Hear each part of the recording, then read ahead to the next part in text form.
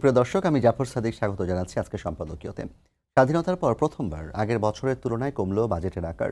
বৈষম্যহীন অর্থনীতির দর্শনে মূল্যস্ফীতির লাগাম টানতে এবছর বাজেটের আকার ছোট হয়েছে। অর্থ উপদেষ্টা বলছেন, প্রবৃদ্ধির ধারণা থেকে বেরিয়ে জীবন ও জীবিকার নিরাপত্তাকে গুরুত্ব দিয়েই করা হয়েছে অভ্যুত্থান পরবর্তী বাজেট। তবে 7,90,000 কোটি টাকার এই বাজেটে পতিত সরকারের ধারাবাহিকতাই দেখছে বিএনপি। অন্যদিকে ঘোষিত বাজেটে কাঠামোগত দুর্বলতা যেমন রয়েছে, তেমনি এটি ব্যবসা ও বিনিয়োগ বান্ধব নয়, এমন অভিযোগ বিভিন্ন ব্যবসায়ী ও নাগরিক সংগঠনের।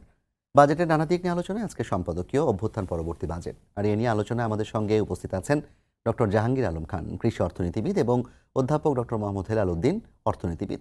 দর্শক, আপনারাও এই আলোচনায় অংশ নিতে পারেন। এই জন্য আপনাদের ফোন করতে হবে টেলিভিশনে দেখানো নম্বর, এছাড়া ফেসবুকের মাধ্যমে আপনাদের মন্তব্য পাঠাতে পারেন। আলোচনা শুরুতেই জানিয়ে দেব এখনকার প্রধান শিরোনামগুলো। প্রথমবার কমল বাজেটের আকার, 7,90,000 কোটি টাকা প্রস্তাব।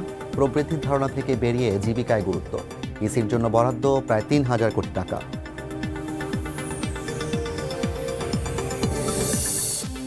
বিভিন্ন পণ্যে ভ্যাট বাড়ানো, স্থানীয় শিল্প ঝুঁকিতে পড়ার শঙ্কা বিসিসিআই এর। কিছু ভালো দিক থাকলেও বাজেটে রয়ে গেছে কাঠামোগত দুর্বলতা, বলছে সিপিডি।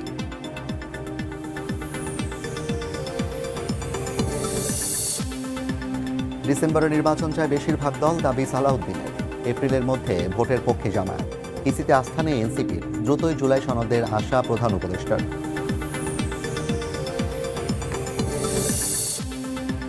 মেজর সিনহা হত্যা মামলায় প্রদীপ ও লিয়াকতের মৃত্যুদণ্ড হাইকোর্টে বহাল। 6 জনের যাবজ্জীবন। পরিবার ও রাওয়াজ চেয়ারম্যানের সন্তোষ। দ্রুত আপিল নিষ্পত্তির আশা।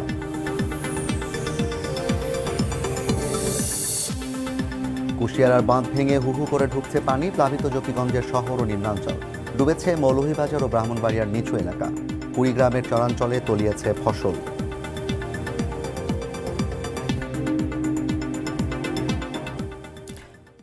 অধ্যাপক ডক্টর মোহাম্মদ হেলাল উদ্দিন, আপনার কাছে আসতে চাই। প্রথমত হচ্ছে, আজকে 54 বছরে প্রথমবারের মতো আসলে বাজেটের আকার কমলে, এটা আমরা প্রথমেই বলেছি। দ্বিতীয় যে বিষয়টি হচ্ছে, একটি নির্বাচিত সরকারের বাইরে অনেকদিন পর আবার আমরা একটি বাজেট দেখলাম, যেটি কিনা আসলে ব্রিফকেস ইন বাজেট বলা হচ্ছে, যে কোনো ধরনের ব্রিফকেস ছিল না বাজেট বক্তৃতার জন্য। টেলিভিশনে গিয়ে অর্থ উপদেষ্টা সালাউদ্দিন আহমেদ তিনি বাজেট প্রস্তাব করলেন। বাজেটটি আক্ষরিক অর্থে কেমন হলো আসলে? ধন্যবাদ। আপনি প্রথমে যেটা বলেছেন যে যেটা আসছে যে আকার কমেছে, এটাও সিগনিফিকেন্ট কিছু নয়। কারণ আমরা যদি গত 10-15 বছর ধরে দেখি, প্রথমে আমরা বাজেটে যে আকারটা দিই সেটা কিন্তু আলটিমেটলি পরে সম্পর্কিয়াতে কিন্তু কমে আসে।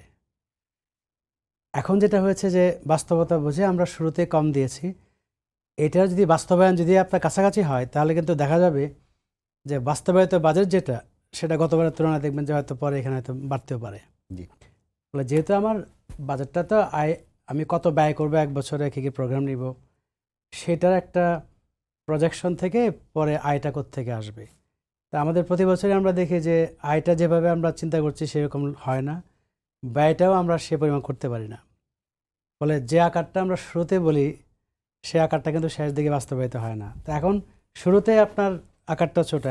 এখন ছোট কেন সেটা আমরা জানি যে কোভিড-19 পরে রাশিয়ান ইউক্রেন ওয়ারের যে চাপ ছিল, তারপরে এখন আমাদের বাংলাদেশে পলিটিক্যাল যে ট্রানজিশন, এই সব কিছু মিলে আমাদের যে বৈদেশিক ঋণের যে চাপ, রিজার্ভের যে চাপ, তাই না, অর্থনৈতিক প্রবৃদ্ধি যেটা আজকে হয়তো এসছে ফিগারটা যে 3.9% গ্রোথ কত, এবং আমাদের অন্য সময় আমরা 7.5%, 8% টার্গেট করি। এবার বাস্তবতা মেনে টার্গেটটা কত, 5.6। এবং যে কথাটা অর্থ উপদেষ্টার মধ্যে বলেছেন যে জীবন জীবিকার উপর গুরুত্ব দিয়ে, তো এটা কিন্তু আমরা অন্যান্য সময় যেটা হয় প্রবৃদ্ধির কথা বলি, ঘুরে ফিরে একই কথা, যে প্রবৃদ্ধি তো আসলে জীবনের জন্য এবং জীবিকার মধ্য দিয়ে আসবে, জি, তাই না? তো সেই থেকে চিন্তা করলে আমি কোনো অ্যাজ কোনো বিগ চেঞ্জ দেখি না। অন্যদিকে আপনি যে কথাটা বললেন যে নির্বাচিত সরকারের বাইরে, কিন্তু বাইরে হলেও কিন্তু পরে যখন একটা নির্বাচিত সরকার আসবে, সেই জন্য কিন্তু একটা ধারাবাহিকতার ব্যাপার আছে। ফলে ওই ক্রান্তিকালীন যে খুব বেশি চেঞ্জ করা যায় চাইলেও, কিন্তু কিছু ফুটপ্রিন্ট বা পদচিহ্ন রেখে যাওয়া, যে কিছু চেঞ্জ যেটা হয়তো ওনারা চাচ্ছেন। যে একটা বিষয় হলো যে আমার বাজেট যে মানে আগের বছর থেকে বেশি করতে হবে এমন কোনো কথা না। আর বাজেটের ক্ষেত্রে প্রতি বছরই আমরা যে আলোচনাটা করি সেটা হলো এর কোয়ালিটি অফ স্পেন্ডিং, বা ট্যাক্স কালেকশনটা যেখানে করছি সেটাকে আমরা দক্ষতা বেসড করছে কিনা। অনেক সময় হয় যে এক জায়গা থেকে আপনি ট্যাক্স কালেক্ট করবেন, সেখানে হয়তো এটা নেতিবাচক প্রভাবটা কম পড়বে, আরেক জায়গাতে হয়তো বেশি পড়বে। সেই ক্যালকুলেশনগুলো আছে কিনা, বা ট্যাক্স যে আপনার কালেক্ট করছে সেখানে আমরা যেটা বলি ইকুইটাল ট্যাক্স কিনা, মানে যার অ্যাবিলিটি বেশি তার কাছ থেকে বেশি কালেক্ট করছে কিনা। তো সেখানে আপনি দেখবেন যে আমরা যখন ইনডাইরেক্ট ট্যাক্স এবং ডিরেক্ট ট্যাক্সের কথা বলি, ইনডাইরেক্ট ট্যাক্স মানে এই যে ভ্যাটের মতো যে ট্যাক্সগুলো আছে, সেটাতে আমরা সবসময় বলি যে প্রান্তিক যে মানুষ আছে তাদের উপর এর বার্ডেনটা, ভারটা বেশি পড়ে। সেজন্য আমরা বলি যে কিভাবে সেই আপনার দিক থেকে একটা কাঠামোগত চেঞ্জ হতে পারে।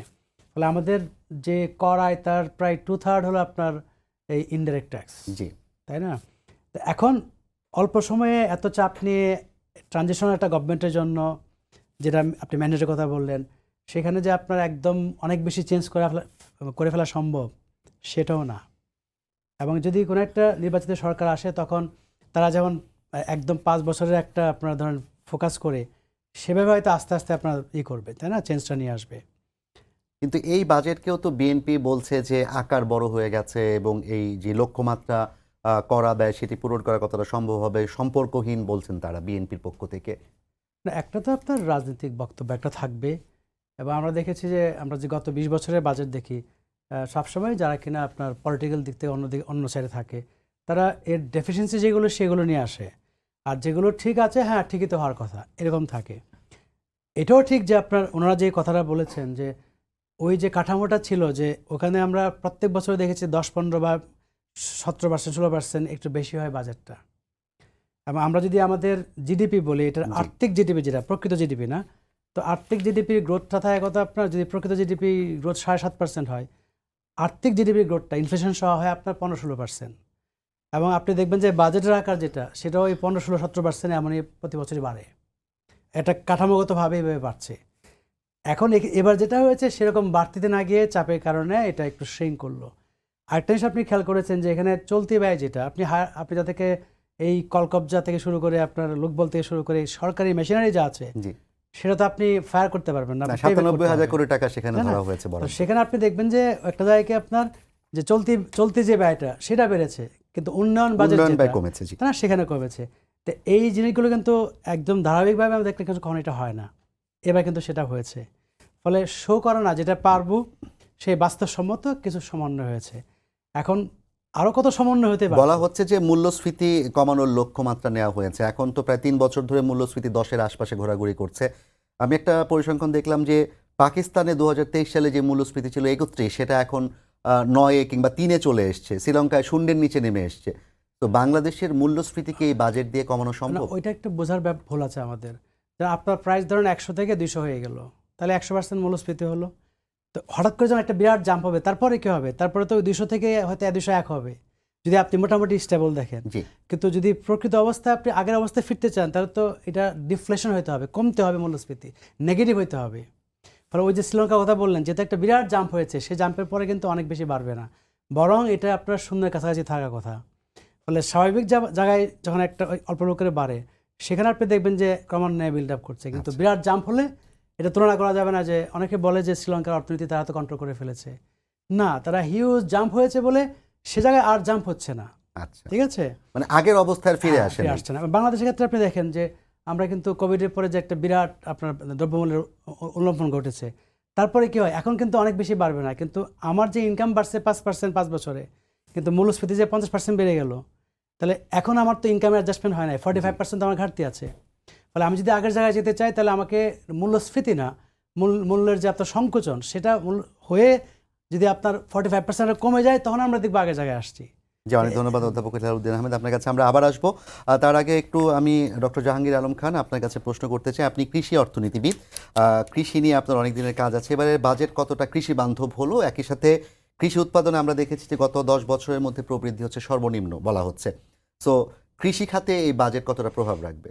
দেখুন, কৃষি খাতে আমরা গত 10-15 বছর ধরে যেই ট্রেন্ড আমরা লক্ষ্য করছি বাজেট বরাদ্দের নীতিমালায়, তার চেয়ে তেমন কোনো বিচ্যুতি নাই।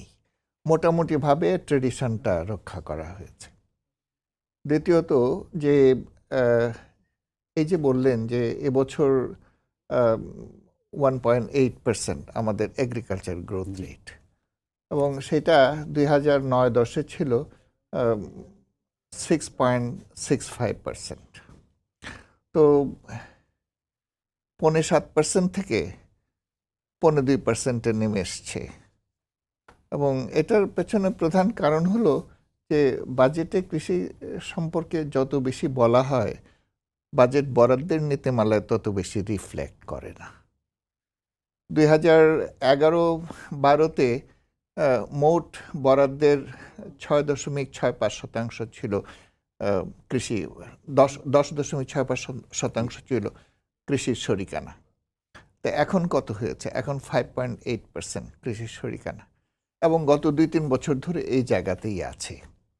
আমাদের মোট বাজেট বেড়েছে, মোট বাজেট কমেছে 0.88%, কিন্তু কৃষি বাজেট কমেছে 2.3%। অনেক অর্থাৎ যে হারে মোট বাজেট বেড়েছে তার চেয়ে বেশি হারে কৃষি বাজেটটা কমেছে। যত হারে মোট বাজেট কমেছে তার চেয়ে বেশি হারে কমেছে। কৃষির যেটা আমরা বলি যে ভর্তুকি, জি, সাবসিডি 2 বছর আগে 25,000 কোটি টাকা, প্রায় 25,000 কোটি টাকা ছিল। সেটা গত বছর 17,000 কোটি টাকা, এই বছর অনেকটা তাই আছে, কিছু টাকা, কয়েক কোটি টাকা এদিক সেদিক। তো আমরা কিন্তু এই বছর কৃষিকে বেশি গুরুত্ব দিচ্ছি ভিন্ন কারণে, খাদ্য মূল্যস্ফীতি। গত নভেম্বরে খাদ্য মূল্যস্ফীতি ছিল 14.5%, আর এই গত মাসে সেটা 8.5% নেমে এসছে। কেন? সেটা হলো যে আমাদের খাদ্যের উৎপাদনটা সাম্প্রতিককালে বেড়েছে, বিশেষ করে এই এখনকার আপনার শাকসবজি ইত্যাদির উৎপাদনটা বেড়েছে, যার জন্য এটার একটা ইতিবাচক প্রভাব মূল্যস্ফীতির উপর পড়েছে। তো এখন যদি আমরা মূল্যস্ফীতিটাকে কমাতে চাই, খাদ্য মূল্যস্ফীতিটাকে দারুণভাবে কমাতে হবে, এবং এটাকে 3-4% মধ্যে যদি নিয়ে আসা যায়, তাহলে সার্বিক মূল্যস্ফীতির উপরে একটা ভালো ধরনের ইতিবাচক প্রভাব পড়বে। এবং এটা যদি করতে হয়, আমাদের উৎপাদনটা অনেক বেশি বাড়াতে হবে। আমাদের 1.8% এবারের আমাদের প্রবৃদ্ধির হার। আমরা চাচ্ছি যে এসডিজির লক্ষ্যমাত্রা যদি অর্জন করতে চাই, 2030 সালে আমাদেরকে উৎপাদন অনেক বাড়াতে হবে, এবং এর জন্য গ্রোথ রেট দরকার হবে 4-5%। তো কোথায় 4-5%? সেটা আমার 1.8% থেকে যদি বাড়াতে হয়, তাহলে আমার বিনিয়োগের ক্ষেত্রে অনেক বেশি গুরুত্ব দিতে হবে, এবং সেটা যদি করতে হয়, সরকারি বিনিয়োগটা বাড়াতে হবে, সরকারি বাজেটটা বাড়াতে হবে। সরকারি বাজেট যখন বাড়ে, স্বাভাবিকভাবে এর প্রভাব ব্যক্তিগত বিনিয়োগের উপর পড়ে, এবং ব্যক্তি বিনিয়োগও বাড়বে, অন্তত কৃষিক্ষেত্রে এটা। কারণ আমাদের অনেক বেশি 92% ফার্মার এরা হলো ছোট, এবং আমাদের সারপ্লাস ফার্মার যাদেরকে বলি, বড় এবং মাঝের মাত্র 8%, এবং এরা নিজেদেরকে ফাইন্যান্স করতে পারে। কিন্তু এই ছোট ফার্মার যারা, তারা তো নিজেরা ফাইন্যান্স করতে পারে না। এখন এদেরকে যদি উৎপাদনটা বাড়াতে হয়, তাহলে তো সাবসিডি বাড়াতে হবে এবং মোট বাজেট বাড়াতে হবে। তো এই দিক থেকে বাজেটে যে পুরো বাজেটটাকে খুব টাইটেন করা হয়েছে, এবং এই 860 একটা বাজেটে কৃষি বাজেটটা 860 থাকবে, এটাই স্বাভাবিক, এটা খুব বেশি বাড়ানো যাবে না।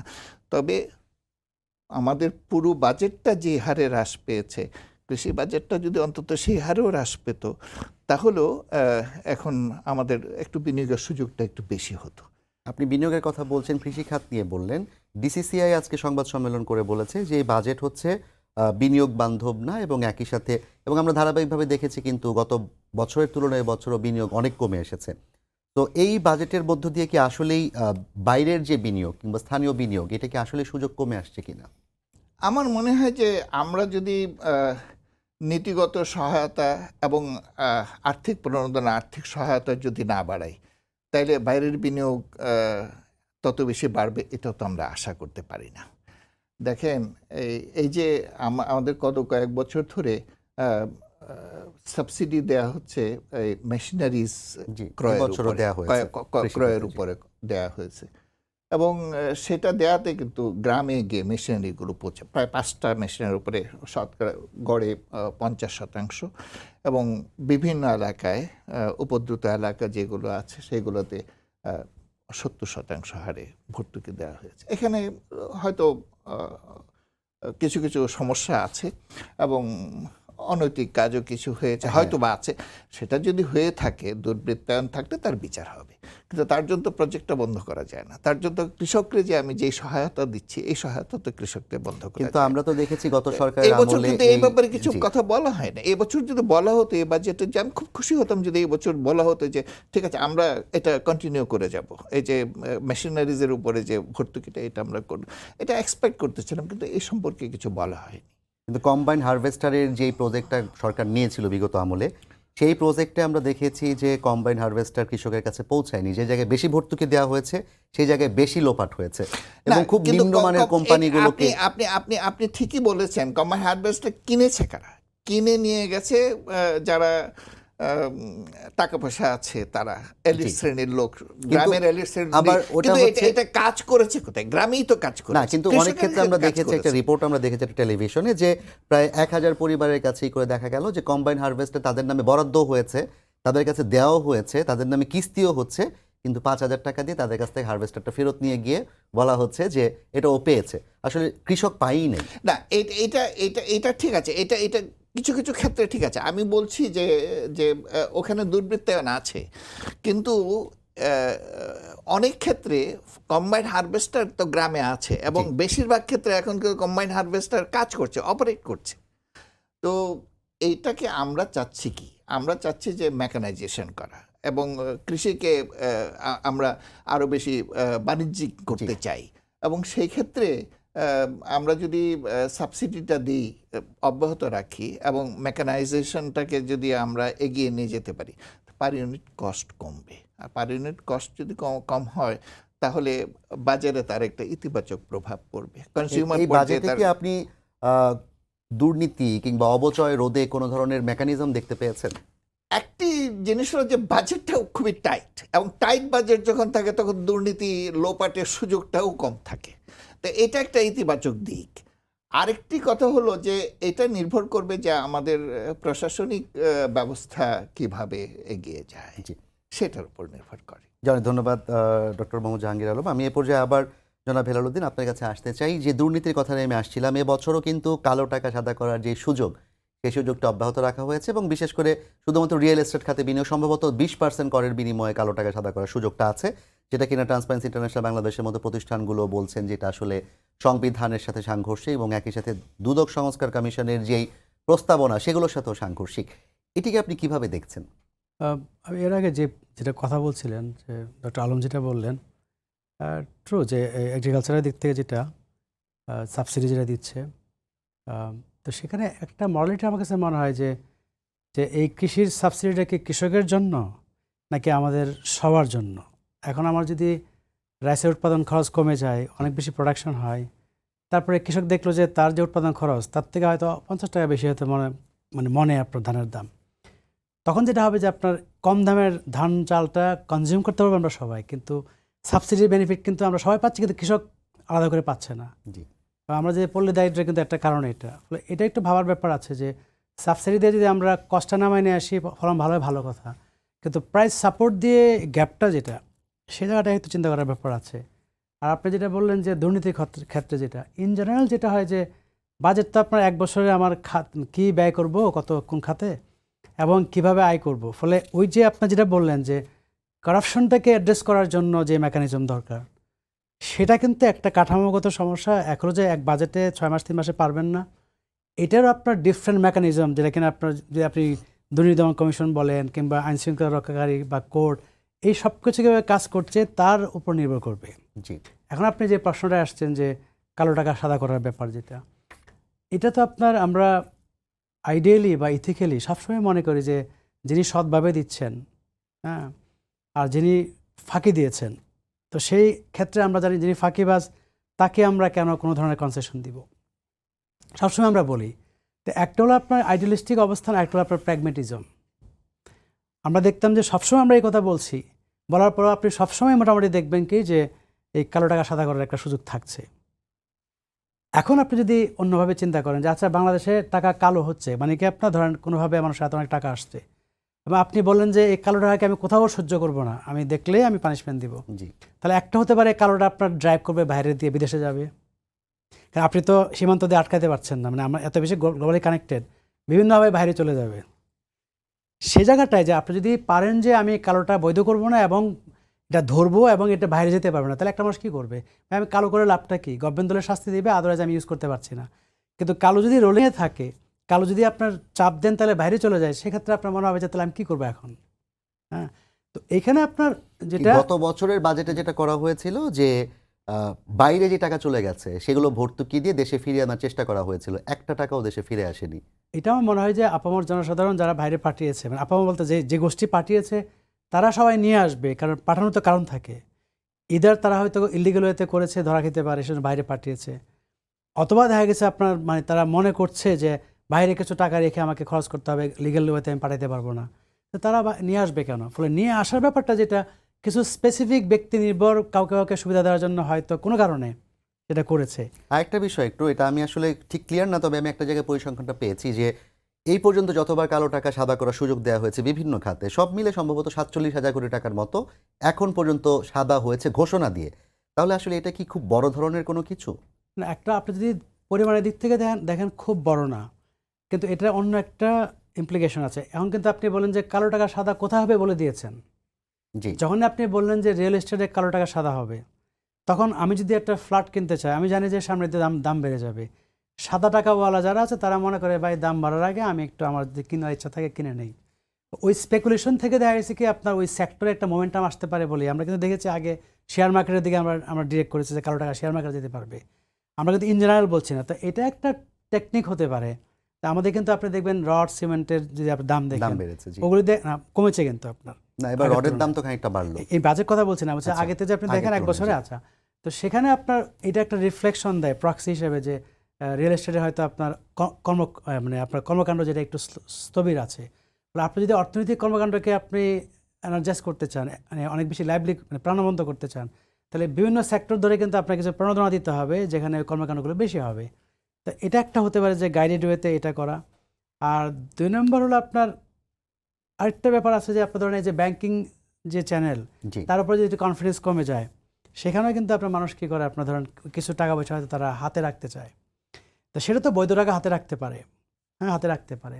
তো সেখানে আপনার যদি অনেক সময় ম্যাচিং ফান্ড যদি আপনার কালো টাকা থেকে যায়, এটা একটা আলাদা ইম্প্যাক্ট থাকতে পারে। মানে মোট কথা হলো যে আমরা আমরা আমরা আমরা নীতিগতভাবে কখনো সাপোর্ট করি না, কিন্তু প্র্যাকটিক্যালি মনে হয় যে এই রোলিংয়ে থাকা আপনি যেমনটা প্রত্যাশা করছেন যে সেখানে বিনিয়োগ করলে একটা স্থবির অবস্থা কাটবে, কিন্তু একই সাথে যারা কিনা সৎ উপায়ে অর্জিত টাকা দিয়ে একটা ফ্ল্যাট কিংবা একটা কিছু কিনতে চায়, তাদের জন্য কি চাপটা বেড়ে যাবে না? না এখন কালো টাকাধারীদের কাছে কি তারা আসলে সেটা তো আপনার ধরেন একটা হলো যে আপনি যদি একটা সেক্টরের ভাইব্রেন্সি বাড়াইতে চান যে অনেক কর্মকাণ্ড হবে, এটা বাড়লে ডিমান্ড বাড়লে কিন্তু দাম বেড়ে যাবে। জি। যারা কিনতে যাচ্ছে তারা কিন্তু আপনার এ থেকে দেখা যাচ্ছে কি নেগেটিভ দিকে যাবে। কিন্তু আপনি যদি প্রোডাকশন বা প্রোডাক্টিভ অ্যাক্টিভিটিস বাড়াইতে চান, আপনি সেবা বাড়াইতে চান, তাহলে আপনি কী করবেন? আপনার উদ্দেশ্য তো প্রবৃদ্ধি, এবং প্রবৃদ্ধির সাথে সাথে ইনভেস্টমেন্ট হলে কর্মসংস্থান হবে। কিন্তু এই বাজেটের ঠিক শুরুতে আছে। তো বলা হলো যে বৈষম্যহীন সমতামুক্ত বাজেট করার পরিকল্পনা। এখন বৈষম্যহীন বলতে আপনার ওটা আরেক জায়গায় যে আপনি যদি অ্যাক্সেস টু ফাইন্যান্সের বৈষম্য কমান, আপনি যদি মনে করেন যে স্মল কটেজ, হ্যাঁ মিডিয়াম যারা আছে তাদের যদি অ্যাক্টিভিটিজে আপনি কনসেশনাল লোন বেশি দেন, ঠিক আছে, এবং আপনি এই যে সাবসিডি যেটা আমরা দিচ্ছি এখন রাইস ডিপেন্ডেন্ট যেটা, সেটা যে আমরা বলতে পারতাম যে আমরা কোনো একটা কনসেশনাল লোন টাইপের দিব ফার্মারদেরকে, তারা রাইস করুক আর যেখানে করুক, যেখানে প্রফিট আছে, এটা হয়তো তাদের অনেক হেল্প হতো। কিন্তু আমার যে ফুড সিকিউরিটি, সেখান থেকে আবার অনেকে রাইস থেকে সুইচ করলে সমস্যা হতো। এখন এইটার অনেকগুলো বিষয় আছে, আপনার ইকোনমিক্সে on the one hand on the other hand আছে, যে কোনো একটা হয়তো আপনার প্রোডাকশন সাইডে আপনার হয়তো মোমেন্টাম নিয়ে আসবে, কিন্তু সেটা যদি আপনার হয়, সেটা আবার দেখা যাচ্ছে কি আপনার চাহিদার দিক থেকে হয়তো আরেকটা ইমপ্লিকেশন থাকবে। জি। যেমন আপনি ধরেন এখন যে আমরা চাচ্ছি যে সুদের হার বেড়ে গেলে আমার কী হবে, আপনার চাহিদা কমে যাবে, ইনফ্লেশনের উপর একটা মানে ইনফ্লেশনটা একটু কমে যাবে। কিন্তু সুদের হার যদি বেড়ে যায়, একটু দীর্ঘদিন ধরে রাখি, তাহলে প্রোডাকশন যেটা বেশি সুদের কারণে কিন্তু সেখানে একটা প্রভাব পড়বে। ফলে বেশি দিন ধরে কিন্তু আমরা এই যে এই রেটটা অনেক বাড়িয়ে রেখে জি। যদি ডিমান্ডকে আমরা মানে প্রেশারাইজ করতে চাই, ইনফ্লেশন কমাইতে চাই, সেটা কিন্তু একটা অন্য সমস্যা আছে। সেজন্য আমি মনে করি যে এই যে এখন যে টার্গেটটা আপনার দিয়েছে যে আমরা ইনফ্লেশন কমায় নিয়ে কত 6.5% নিয়ে আসবো, আমার মনে হয় যদি অনেক বেশি ইনফ্লেশনটাকে কন্ট্রোল করতে চায়, তাহলে প্রবৃদ্ধি এবং কর্মসংস্থানকে স্যাক্রিফাইস করতে হবে। জি। কর্মসংস্থান। সেজন্য এত প্রেশার না নিয়ে আমার কাছে মানে একটুখানি কন্টেন্ট করতে হবে। আর যদি সামাজিক নিরাপত্তা বেশি যেটা বলি সোশ্যাল সেফটি নেট, সেখান থেকে যদি আমার ওএমএস থেকে শুরু করে অন্যান্য যে অপারেশনগুলো আছে সেগুলো স্কেল আপ করতে পারি এবং বেশি মানুষকে বেশি দিন ধরে যদি সেই সাপোর্টগুলো দিতে পারি, ক্রিটিক্যাল যে পণ্য আছে 4-5টা, জি তো তখন আমরা যেটা করতে পারবো যে ইনফ্লেশনটা অতটা না নামিয়ে আপনার কর্মসংস্থান বা প্রবৃদ্ধিকে অতটা কম্প্রোমাইজ না করেও আমরা কি করতে পারি, সাধারণ মানুষকে যারা খুব প্রেশারে পড়েছে তাদেরকে আমরা সাপোর্ট দিতে পারি। জি। এখন কোন দিকে যাবে এটা ব্যালেন্সের ব্যাপার আর কি আসলে। ধন্যবাদ আমাদের অধ্যাপক সময়। ডক্টর মোহাম্মদ হেলাল উদ্দিন। আমি আবার আপনার কাছে আসার চেষ্টা করবো আরেকবার। ডক্টর জাহাঙ্গীর আলম খান, কর্মসংস্থান নিয়ে কথা হচ্ছিল। 2023 সালে আমরা দেখছি বেকারত্বের হার ছিল 25.50, 2024 ডিসেম্বরে সেটা 27% পৌঁছেছে। এই বাজেটে আসলে কর্মসংস্থান তৈরি হওয়ার মতো কোনো সুযোগ তৈরি হয়েছে কিনা? এখানে বাজেটের ভেতরে যখন আলোচনা করা হয়েছে, তো সেখানে বলা হয়েছে যে কিছু প্রশিক্ষণের ব্যবস্থা করা হবে এবং গ্রামীণ শিল্প সেটার সম্প্রসারণ করা হবে, ইত্যাদির মাধ্যমে হয়তো কিছু কর্মসংস্থান বৃদ্ধি পেতে পারে। তবে যেভাবে কর্মসংস্থান বৃদ্ধির জন্য যে ধরনের প্রোগ্রাম বা কর্মসূচি নেওয়া দরকার, সে ধরনের কর্মসূচি বা প্রোগ্রামের কোনো কিছু এখানে দেখা যায়নি। এখানে আরেকটি জিনিস আমি আপনার সঙ্গে একটু বলতে চাই, সেটা হলো যে আমাদের এবার কৃষি বাজেটটা যেমনিভাবে খুব টাইট হয়ে গেছে, ঠিক তেমনিভাবে খাদ্য বাজেটটা কিন্তু বেড়েছে। জি। খাদ্য বাজেটটা গত বাজেটের চেয়ে এই বাজেটটা প্রায় 25% বেড়েছে। কোথায় বেড়েছে? সেটা হচ্ছে যে বেশি করে খাবার করা হবে, সংস্থান করা হবে এবং ওপেন মার্কেট সেল এবং সহায়তা, যেটা সেই সহায়তাটা বাড়ানো হবে। আরেকটি খুব গুরুত্বপূর্ণ বিষয় সেটা এখানে বলা হয়েছে, সেটা হলো যে এখন আমাদের 21-22 লাখ টন খাদ্যশস্য সংরক্ষণের সুযোগ আমাদের আছে, তেমন গুদাম আমাদের আছে। সেটাকে 37 লাখ টনে উন্নীত করার কথা আছে এই বছরে, এবং এটা যদি করা যায় তাহলে এটা একটা সিগনিফিক্যান্ট ইমপ্রুভমেন্ট হবে। কারণ আমরা বলি যে বাজেটে সাধারণত বাজেটের কথাবার্তা দিয়ে কাজ হবে না, কাজ হবে আমার অ্যাকশন। আপনি ইচ্ছা করলেই আপনি বাজারটাকে নিয়ন্ত্রণ করতে পারবেন না যতক্ষণ পর্যন্ত বাজারে ভালোভাবে ইন্টারভিন করতে না পারেন। তো আমাদের যে অল্প অল্প খাদ্যশস্য থাকে সেটা দিয়ে আমরা মার্কেটটাকে ইন্টারভিন ভালোভাবে ইফেক্টিভলি করতে পারি না, কারণ বেসরকারি পর্যায়ে খাদ্যশস্য গুদাম বা সংরক্ষণের সুযোগ প্রায় 1 কোটি টন, সেখানে মাত্র 21-22 লাখ টন যদি সরকার হাতে থাকে ওইটা দিয়ে ইফেক্টিভলি ইন্টারভিন করা যায়। তো সেই দিক থেকে এইটা আমি মনে করি যে একটা ভালো পদক্ষেপ, যে 40-37 আমরা বলি যে প্রায় 40-45 লাখ টন পর্যন্ত আমাদের সংরক্ষণ করার সুযোগ থাকা উচিত। তো সেখানে 37 লাখ টন যদি করা যায় এটা একটা ভালো পদক্ষেপ। আরেকটি জিনিস যেটা এটা আসলে বাজেটে আমরা কিছুদিন ধরে দেখলাম যে শাকসবজির দাম এত পড়ে গেছে যে কৃষকের কান্না। আবার অন্যদিকে যেমন আলুর প্রোডাকশন কস্ট ছিল এবার 17-18 টাকা প্রতি কেজি, কিন্তু বিক্রি হয়েছে 10-12 টাকা। ঠিক তেমনিভাবে পেঁয়াজের দামও অনেক পড়ে গিয়েছিল। এই যে কৃষক যে লস করছে, এটার জন্য প্রাইস সাপোর্টের কথা বলা হয়, মূল্য সহায়তা, কিন্তু এই ব্যাপারে আমাদের কোনো বাজেটে এই ব্যাপারে আলাপ আলোচনা করা হয় নাই।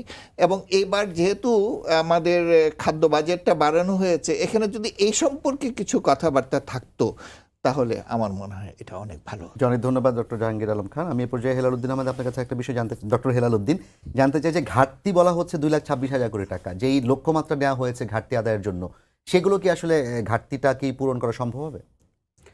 বিদেশি বিনিয়োগ 1 লাখ মানে কোটি টাকার উপরে। দেখেন ঘাটতি তো আমাদের যে উন্নয়ন বাজেট, যেটা গত অনেক বছর ধরে আপনি দেখবেন মোটা দাগে আমরা যে গভর্নমেন্টের যে রেভিনিউ সেটা চলে যায় চলতি ব্যয়ে, এবং উন্নয়ন ব্যয় যেটা পুরোটাই আমরা ধার করি। ঠিক আছে, এখন প্রশ্ন হলো যে ধার করার ক্ষেত্রে আমরা বৈদেশিক সোর্স থেকে কতটা করতে পারবো। বৈদেশিক সোর্সে আপনার একটু ট্রান্সপারেন্সি বেশি, অনেক সময় আমরা যেভাবে টার্গেট করি পারি না।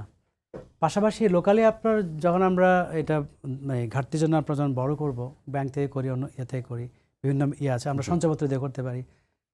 এখন কত বেসরকারি বিনিয়োগের ক্ষেত্রে এটার প্রভাব কী পড়বে? এখন বেসরকারি বিনিয়োগ যদি এমন হয় যে এই যে বলছে যে বেসরকারি বিনিয়োগ নিরুৎসাহিত হবে, নিরুৎসাহিত হওয়া একটা কিন্তু আপনার ফান্ড কতটা অ্যাভেলেবল আছে ব্যাংকে। অনেক সময় আমরা দেখেছি ফান্ড আছে কিন্তু বিনিয়োগের জন্য আপনার হয়তো আরও 12টা ডজন সব কারণ আছে। আপনার ইনফ্রাস্ট্রাকচার থেকে শুরু করে গ্যাস, ইলেকট্রিসিটি, তাই না? তারপরে আপনার বিনিয়োগ করলে আপনার প্রোডাক্টটা কোথায় সেল করবেন, এবং আপনার ওভারঅল আপনার ইকোনমির মধ্যে কি আপনার সেই কনফিডেন্স আছে কিনা যে বিনিয়োগকারী যারা, এই যে আজকে যারা বিনিয়োগকারী আছে তারা কী করবে এখন, যারা গত 10-15 বছর যারা কিনা মানে গুড বুকে ছিল ওই রিজমের, জি তারা এখন দৌড়ের উপরে আছে। তো এখন কারা করবে? যারা কিনা ওই রিজমের ক্ষেত্রে দৌড়ের উপরে ছিল, তারা আবার চিন্তা করছে যে আমরা একটা ট্রানজিশনে আছি, ইলেকশনটা হোক, গভর্নমেন্টে কে আসে, কি পলিসি থাকে। তো সে যদি হয় তাহলে আলটিমেটলি কী হবে, এই ট্রানজিশনে যদি আপনার বিনিয়োগের ডিমান্ড কম থাকে, জি। সেক্ষেত্রে গভর্নমেন্ট যদি ধার করে তাহলে হয়তো ক্রাউডিং আউট যেটা বলে নাও হতে পারে। তাহলে এইগুলি আপনার স্টেট বলা যাবে না যে গভর্নমেন্ট বড় বেশি করলেই, বরং অনেক সময় যদি এমন হয় যে প্রাইভেট ইনভেস্টমেন্ট কম, সেক্ষেত্রে গভর্নমেন্ট বেশি করে খানিকটা অফসেট করতে হবে, না হলে কিন্তু আবার এটা একটা ডাউনওয়ার্ড প্রেশার থাকবে যে আমার বিনিয়োগ অনেক কমে গিয়েছে। তো ফলে এগুলো আপনার সামনের দিকে আনফোল্ড হবে যে আসলে আমাদের যে লোকাল যে ইনভেস্টর যারা আছে, প্রাইভেট ইনভেস্টর যারা, সেটা কি আসলে কোন জায়গায় থাকবে এবং গভর্নমেন্টের এটা কোন রোল প্লে করবে। তবে ওভারঅল কৃষ্ণতা সাধন করার ব্যাপারটা, যেটা আমরা এগ্রি করি যে চাপের মধ্যে আমরা আছি, এবং খুব প্রয়োজন না হলে আমরা মানে ন্যাশনালি আমরা বার্ডেন বাড়াইতে চাই না। জি, অনেক ধন্যবাদ অধ্যাপক ডক্টর হেলাল উদ্দিন আর ডক্টর জাহাঙ্গীর আলম খান। আমরা একদম শেষ মিনিটে আছি, একটু যদি বলতেন, মানুষ তো এত কঠিন কঠিন শব্দ বুঝেও না, এত বাক্য বুঝেও না, তারা চায় একটু খেয়ে পড়ে বাঁচতে। সাধারণ মানুষের জন্য এই বাজেটটা আসলে কতটা জনগণ বান্ধব হয়েছে? আমি এই বাজেটের চাইতে বড় একটা জিনিস দেখি যে আমার প্রকৃতিটা এবার কেমন। এবছর কিন্তু আমাদের উৎপাদনটা ভালো হয়েছে, শাকসবজির উৎপাদন ভালো হয়েছে এবং বোরো ধানের উৎপাদনটাও ভালো হয়েছে। এবং এই দুটো কারণে এখন খাদ্য সমস্যাটা থাকবে না, সরবরাহটা ভালো থাকবে, এবং সরবরাহটা যদি ভালো থাকে তাহলে খাদ্য মূল্যস্ফীতিটা হ্রাস পাবে। সেই দিক থেকে যে এক্সপেক্ট করা হয়েছে, আশা প্রকাশ করা হয়েছে বাজেটে, যে এই জুন মাসের মধ্যে হয়তো 8% মূল্যস্ফীতি নেমে আসবে, আমার মনে হয় যে এটা সম্ভব। এবং ভবিষ্যতে যদি আমাদের কৃষির উৎপাদনটা ভালো থাকে, তারপরও মূল্যস্ফীতি, আমাদের ডলারের রিজার্ভ ভালো, রপ্তানি আয় গত বছরের তুলনায় বেড়েছে। এখন বাজেটটা সুষ্ঠুভাবে ব্যবহার করতে পারলে আমার ধারণা জনগণ স্বস্তি পেতে পারে। আপনারা এটাকে কিভাবে দেখছেন? আমার মনে হয় যে এবারে এখন ডলারটি কিন্তু মোটামুটিভাবে এখন রেটটা এখন একটা পর্যায়ে আছে এবং মোটামুটি একটা স্টেবল বলা যায়। এবং আমাদের যেই রেমিটেন্সটা প্রবাহটা অনেক ভালো। সেই দিক থেকে আমার মনে হয় যে অদূর ভবিষ্যতে ডলারের রেটটা খুব বেশি একটা অনেক ধন্যবাদ পরিবর্তন জানাচ্ছি হবে না। ডক্টর কাজেই জাহাঙ্গীর এটা আলম খান, আমাদের আপনাকে, জন্য অধ্যাপক একটা ডক্টর হেলাল সুখবর। উদ্দিন, আপনাকে ধন্যবাদ জানাচ্ছি। আমরা শেষ করছি আজকে সম্পাদকীয়। আগামীকাল আবারও দেখার আমন্ত্রণ জানাচ্ছি সবাইকে। শুভরাত্রি।